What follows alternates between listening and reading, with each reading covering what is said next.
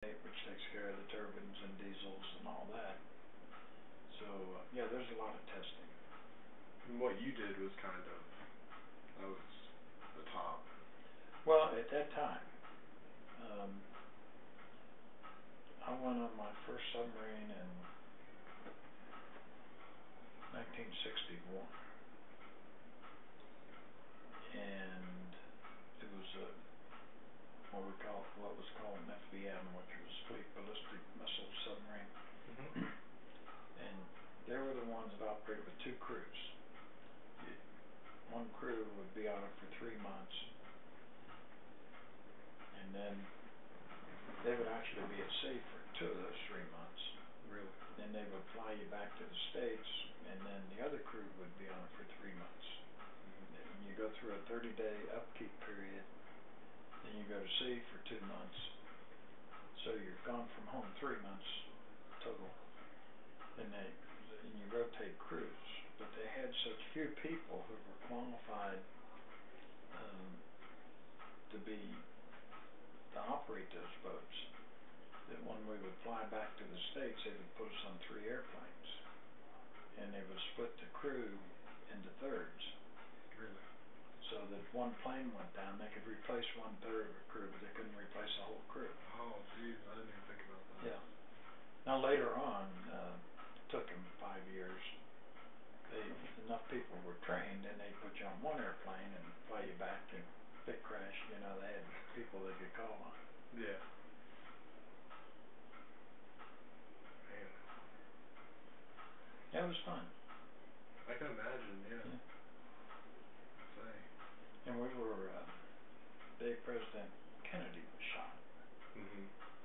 We were in Scotland, and word came back, make all preparations to get underway while everything was torn apart.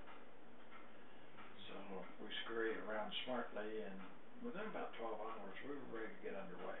Mm-hmm. We had to go find pieces and parts off the tender that we had up there being worked on, pumps and valves, throttles for our main engines were up there. Mm-hmm. We had to go up there and get all that, bring it back, put it all back together, and then after about 12 hours, just when we got ready to report that we were ready to get underway, came back, okay, everything's cool. Yeah. Take it all apart again. Oh, man. So that's what we did. That sounds terrible.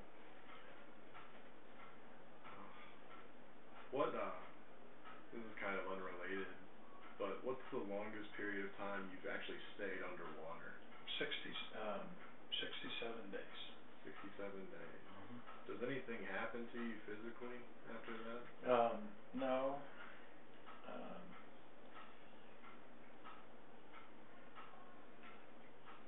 In those years, and I don't know if it's still true or not, because when you dive a submarine, one of these nuke submarines, the air that you have there when you dive is the same air that you're going to come back with. Okay, I didn't know that either. I mean, you don't stick the mast up and refresh your air. Mm-hmm. The only time that you stick the mast up to do that is if you're going from warm water into cold water. Mm-hmm. The boat cools off. Yeah. So the air contracts. So the pressure goes down. So they have to keep the pressure in the boat the same as normal atmospheric pressure. Because if they don't, then you can actually suffer when you equalize the boat again, actually suffer decompression sickness. Mm-hmm. Particularly if the pressure in the boat is higher than normal atmospheric pressure. So if you get in a situation like that, you'll stick the snorkel mast, which is a mast that you can stick up and get air through. Mm-hmm. You'll go up and just open that up and get enough air in the boat to equalize the pressure.